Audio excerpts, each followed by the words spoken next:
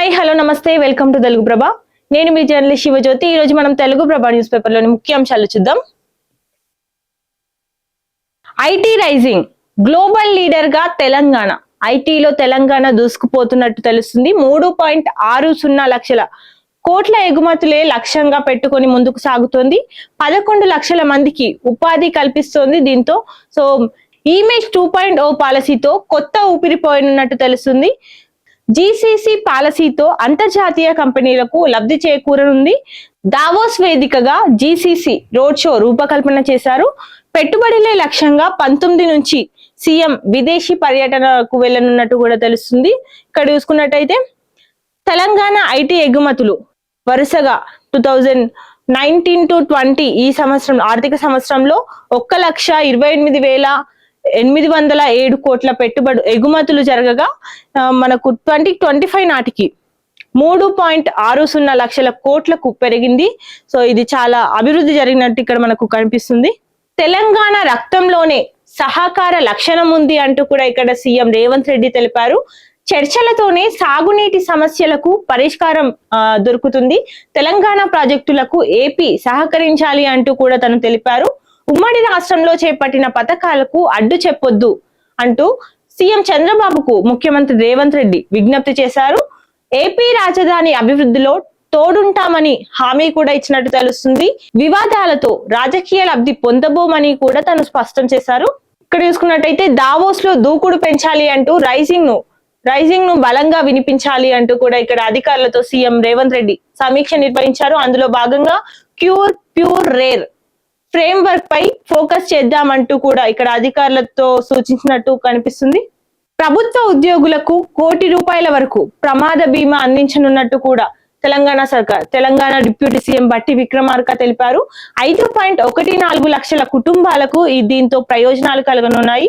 బ్యాంకర్లతో చర్చలు జరిపి త్వరలో ఈ విధానాన్ని అమలు చేయనున్నారు. ఉద్యోగుల సంక్షేమమే ప్రభుత్వ ధ్యేయంగా ముందుకు వెళ్తున్నట్టు తను బట్టి విక్రమార్క తెలిపారు. ఇక్కడ తీసుకున్నట్టయితే ఇక్కడ బీఆర్ఎస్ ఎమ్మెల్యే హరీష్ రావు, తెలంగాణ మంత్రి శ్రీధర్ బాబు ఇద్దరి మధ్యలో మాటల యుద్ధం జరిగినట్టు కనిపిస్తుంది. ఇక్కడ నిరుద్యోగ సమస్య, తెలంగాణలో నిరుద్యోగ సమస్య చాలా తీవ్రంగా ఉంది. దీనిపై హరీష్ రావు మాట్లాడుతూ సినిమా థియేటర్ ఓపెనింగ్ కి వెళ్లే సీఎం రేవంత్ రెడ్డికి పక్కనే ఉన్న అశోక్ నగర్ సెంట్రల్ లైబ్రరీకి వెళ్లే దమ్ముందా అంటూ కూడా తను ప్రశ్నించారు. ఎన్నికల్లో ఏడాదిలో 2 లక్షల ఉద్యోగాలు ఇస్తామని చెప్పి ఇప్పుడు ఎందుకు ముఖం చాటేశారు అంటూ జాబ్ క్యాలెండర్ పేరుతో జాబ్లెస్ క్యాలెండర్ తయారు చేశారు అంటూ అందరికీ ప్రభుత్వ ఉద్యోగాలు ఇవ్వడం ఎలా అని మంత్రి శ్రీధర్ బాబు అనడం కాంగ్రెస్ ప్రభుత్వ అసలు నైజాన్ని బయట పెడుతుంది అంటూ కూడా ఇక్కడ హరీష్ రావు తెలిపారు. హరీష్ రావు చేసిన వ్యాఖ్యలకు బదులుగా ఇక్కడ మంత్రి శ్రీధర్ బాబు నిరుద్యోగుల గురించి బీఆర్ఎస్ నాయకులు మాట్లాడుతుంటే దయ్యాలు వేదాలు వల్లించినట్లుగా ఉంది అంటూ 10 ఏళ్లలో వ్యవస్థను నిర్వీర్యం చేసి నిరుద్యోగుల జీవితాలను అంధకారంలోకి నెట్టి ఇప్పుడు ముసలి కన్నీరు కారుస్తున్నారు అంటూ కూడా తను వ్యాఖ్యానించారు. నాడు నోటిఫికేషన్ల పేరుతో ఊరించి, పరీక్షల పేరుతో వేధించి నిరుద్యోగుల విలువైన సమయాన్ని రోడ్డు పాలు చేసింది మీరు కాదా అంటూ కూడా ప్రశ్నిస్తున్నారు. టీజీపీఎస్సీ ప్రశ్న పత్రాలను పప్పు బెల్లాల్లా అమ్ముకున్నది గుర్తులేదా అంటూ కూడా తను గుర్తు చేశారు. కరీంనగర్ జిల్లా నాయకులతో ఇక్కడ బీఆర్ఎస్ వర్కింగ్ ప్రెసిడెంట్ కేటీఆర్ సమావేశమయ్యారు. అందులో భాగంగా కాంగ్రెస్ వైఫల్యాలను ఎండగడదాం అంటూ కూడా వారికి సూచించారు. మున్సిపల్ ఎన్నికలను వేదిక చేసుకుందాం, 2 ఏళ్లలో పట్టణాల్లో ₹1 ఖర్చు చేయలే అంటూ తను తెలిపారు. ఉర్దూ యూనివర్సిటీ విద్యార్థులతో కూడా తను భేటీ అయినట్టు తెలుస్తుంది. అందులో భాగంగా మాట్లాడుతూ ప్రభుత్వం సీరియల్ ల్యాండ్ స్నాచర్ లా మారిందని విమర్శలు గుప్పించారు. ఇక్కడ తీసుకున్నట్టయితే రాష్ట్ర వ్యాప్తంగా వ్యవసాయ యాంత్రీకరణ జరుగుతుంది అంటూ కూడా ఇక్కడ మంత్రి తుమ్మల నాగేశ్వరరావు తెలిపారు. 50% సబ్సిడీతో రైతులకు యంత్ర పరికరాలు అందనున్నట్టు తెలుస్తుంది. సో దేశంలోనే వరి ఉత్పత్తిలో తెలంగాణ టాప్ గా ఉంది అంటూ కూడా మంత్రి ఉత్తమ్ కుమార్ రెడ్డి తెలిపారు. రైతు అభ్యున్నతే ప్రభుత్వ లక్ష్యం అంటూ కూడా మంత్రి తుమ్మల నాగేశ్వరరావు తెలిపారు. ఇక్కడ చూసుకున్నట్టయితే యువతకు కాంగ్రెస్ ద్రోహం చేసింది అంటూ కూడా ఇక్కడ కేంద్ర మంత్రి కిషన్ రెడ్డి వ్యాఖ్యానించారు. జాబ్ క్యాలెండర్, నిరుద్యోగ భృతి మాటలకే పరిమితమయ్యాయి, అవి అమలు కావు అంటూ కూడా తను తెలిపారు. 2 ఏళ్లైనా వాగ్దానాలు అమలు కాలేదు అంటూ కూడా తను తెలిపారు. ఇక్కడ చూసుకున్నట్టయితే మున్సిపల్స్ కు ఈసీ సన్నాహాలు జరుగుతున్నాయి. 2011 జనాభా లెక్కల ప్రకారం రిజర్వేషన్లు అమలు కానున్నట్టు తెలుస్తుంది. వార్డుల వారీగా జనగణన జరగనుంది. మహిళలకు 50% కోటా ఇవ్వనున్నట్టు కూడా తెలుస్తుంది. త్వరలో ప్రభుత్వానికి నివేదిక అందించనున్నారు. ఆపై నోటిఫికేషన్ కూడా విడుదల కానున్నట్టు తెలుస్తుంది. డీజీపీ శివధర్ రెడ్డికి హైకోర్టులో ఊరట లభించినట్టు తెలుస్తుంది.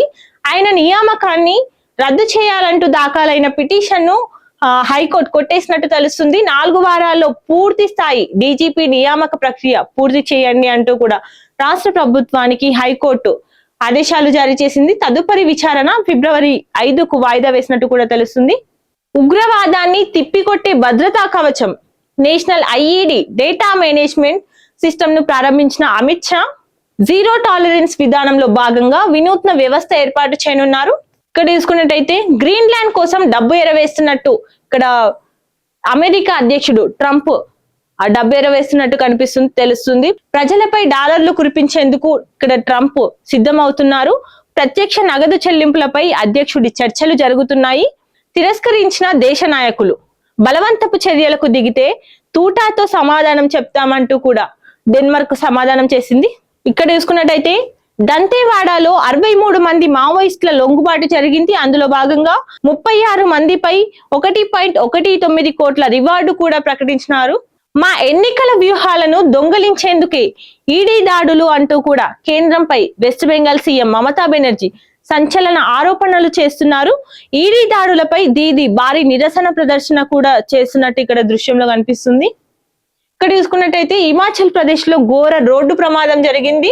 500 అడుగుల లోయలో పడ్డ బస్సు 9 మంది వెంటనే దుర్మరణం పొందారు. 40 మందికి తీవ్ర గాయాలైనట్టు కూడా తెలుస్తుంది. సో ఇవండి ఈరోజు తెలుగు ప్రభ న్యూస్ పేపర్ లోని ముఖ్యాంశాలు. మరిన్ని అప్డేట్స్ కోసం చూస్తూనే ఉండండి తెలుగు ప్రభ.